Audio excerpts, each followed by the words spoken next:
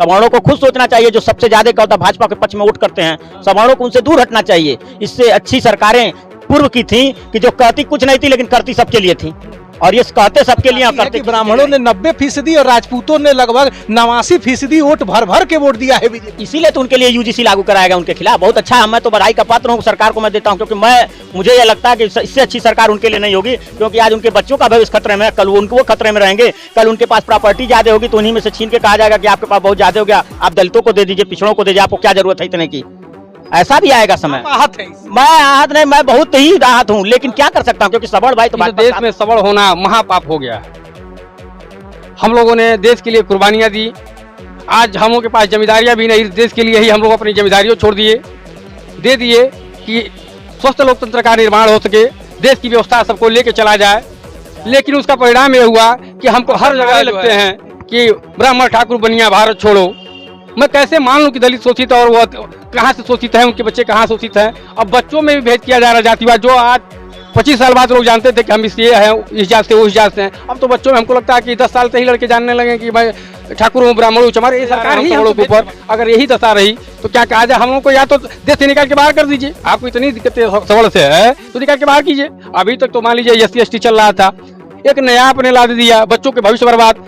ये क्या मानक है कि वो शिकायत कर देगा कि हमको फला बाबू साहब पंडित जी, श्रीवास्तव जी, मैं आपको शुरू में कहा कि सबल होना पाप है। अगर लगता है कि सबल होना पाप है तो हम लोग कई बार उठा के हिटलर जैसे। देखिए, रामधारी सिंह दिनकर जी ने कहा था कि जहां पालते हो अनित पद्धत को सत्ताधारी, और जहां सुतदारो समाज की अन्याय विचारी, अनित युक्त प्रस्ताव संधि के जान आदर पाए, और जहां सत्य कहने वालों के शीश उतारे जाएं, जहां खड्ग बल एकमात्र आधार बने शासन का, और दबे क्रोध से धधक रहा हृदय जहां जन जन का, अहंकार के साथ घिरा का जहां जंदो जारी, और ऊपर शांति तलातल में छिटक रही।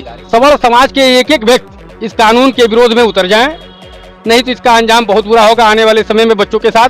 और एजुकेशन में तो कतई नहीं होना चाहिए भेदभाव। हम अपने बच्चों को भेजते हैं, हर गार्जियन चाहता है मेरा बच्चा पढ़े लिखे। की एक गाइडलाइंस आई है जिसको लेके काफी आक्रोश है। हमने सोचा कि अधिवक्ता लोगों के बीच चले और जाने, क्योंकि ये पढ़ा लिखा समाज होता है, चीजों को समझता है। आइए इनसे जानते हैं कि यूजीसी को लेके कैसे ये देखते हैं और क्या सोच रहे हैं। सर क्या कहेंगे? पहले तो मैं सभी दर्शकों को प्रणाम करूंगा। मैं अमित सिंह एडवोकेट गोरखपुर से हूँ, और जहाँ तक हम लोग देख पा रहे हैं, समझ पा रहे हैं, इस देश में सबड़ होना महापाप हो गया है।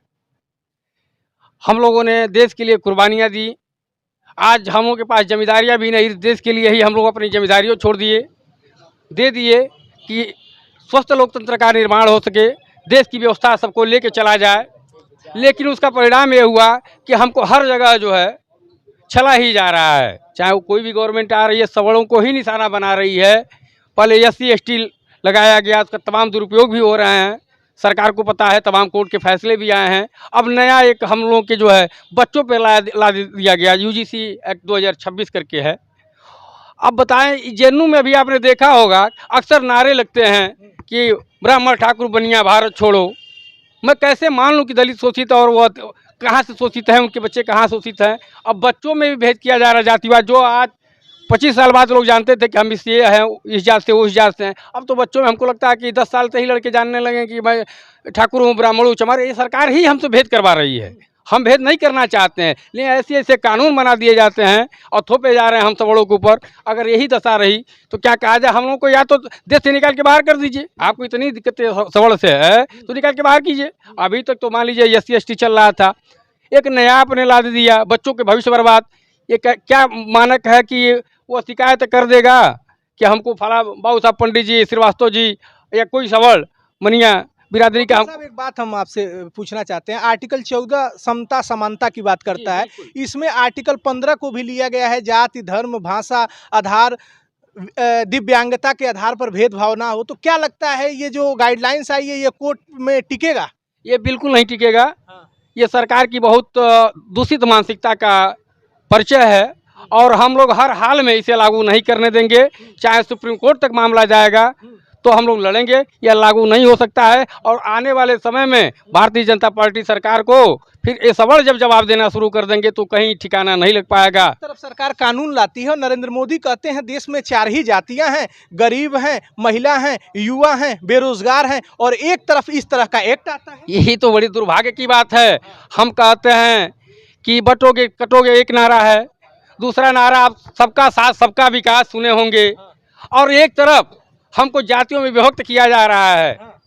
मैं आपको शुरू में कहा कि सबल होना पाप है। अगर लगता है कि सबल होना पाप है तो हम लोग कई बार उठा के हिटलर जैसे हिटलर साथ वो गैस चैम्बर में आग लगवा, वो गैस छुड़वा के मार देता था। यूजीसी गाइडलाइंस जो आई है वो सवर्ण विरोधी है, बिल्कुल विरोधी है। बच्चों का भविष्य बर्बाद होगा और इसका दुरुपयोग होगा, जैसे बिल्कुल होगा। जैसे SC ST का दुरुपयोग हुआ उससे कई गुना ज़्यादा जो है ये बच्चों का भविष्य बर्बाद करेगा। और वही बच्चे कल के डेट में अपराधी प्रवृत्ति के बनेंगे, उनका करियर चौपट होगा तो क्या करेंगे, मजबूर होकर हथियार उठाएंगे, अपराधी बनेंगे, देश की व्यवस्था। आप लोग इस कानून से आहत हैं? बिल्कुल आहत हैं। अभी अब कुछ देर पहले आपसे हमने बताया कि यह मामला सुप्रीम कोर्ट तक लड़ना पड़े तो हम लड़ेंगे, हर हाल में हम लोग लागू हटने वाले नहीं। बिल्कुल आर पार की लड़ाई, विरोधी कानून, बिल्कुल सबल विरोधी है। इसको बर्दाश्त नहीं किया जाएगा, किसी कीमत पर नहीं बर्दाश्त किया जाएगा। सर आप कैसे देखते हैं?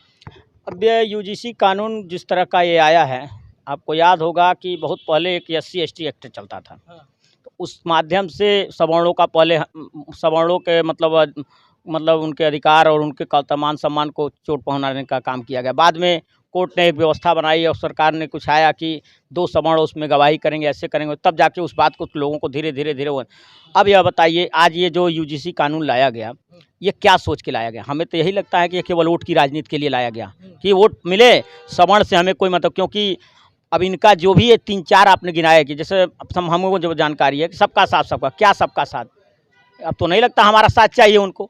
सवर्णों को खुद सोचना चाहिए, जो सबसे ज़्यादा कहता भाजपा के पक्ष में वोट करते हैं, सवर्णों को उनसे दूर हटना चाहिए। इससे अच्छी सरकारें पूर्व की थीं कि जो कहती कुछ नहीं थी लेकिन करती सबके लिए थी, और ये कहते सबके लिए और करते किसी के लिए नहीं है। CSDS की रिपोर्ट बताती है कि ब्राह्मणों ने 90% और राजपूतों ने लगभग 89% वोट भर के वोट दिया है बीजेपी। इसीलिए तो उनके लिए UGC लागू कराया गया उनके खिलाफ। बहुत अच्छा है, मैं तो बधाई का पात्र हूँ, सरकार को मैं देता हूँ, क्योंकि मुझे ये लगता है कि इससे अच्छी सरकार उनके लिए नहीं होगी, क्योंकि आज उनके बच्चों का भविष्य खतरे में है, कल उनको वो खतरे में रहेंगे। कल उनके पास प्रॉपर्टी ज़्यादा होगी तो उन्हीं में से छीन के कहा जाएगा कि आपके पास बहुत ज़्यादा हो गया, आप दलितों को दे दीजिए, पिछड़ों को दे दीजिए, आपको क्या जरूरत है इतने की। ऐसा भी आएगा समय। आहत है इससे? मैं आहत नहीं, मैं बहुत ही आहत हूँ, लेकिन क्या कर सकता हूँ, क्योंकि सवर्ण भाई तो भाजपा के साथ हैं। सर आप कैसे? जी देखिए, बिल्कुल ही एक बहुत ही काला कानून है। अभी आपने बताया कि संविधान का अनुच्छेद 14 और 15, जिन्होंने ये कानून का प्रस्ताव ला रहा है, क्या उनके दिमाग में अनुच्छेद 14-15 नहीं चल रहा है? मैं ये कहना चाहता हूँ, इससे अच्छा सरकार ये कर दे, जो भी ऑपरेटर हैं और ऑपरेशन पर्सन हैं, आप अलग अलग कॉलेज बना दीजिए, और जब तक जो है आपका ऑपरेटर के बराबरी नहीं कर लेता है तब तक संविधान के अनुच्छेद 15 और 21 में संशोधन कर दीजिए, और आप अपना जो है जातिवादी की तुष्टिकरण की राजनीति कर लीजिए।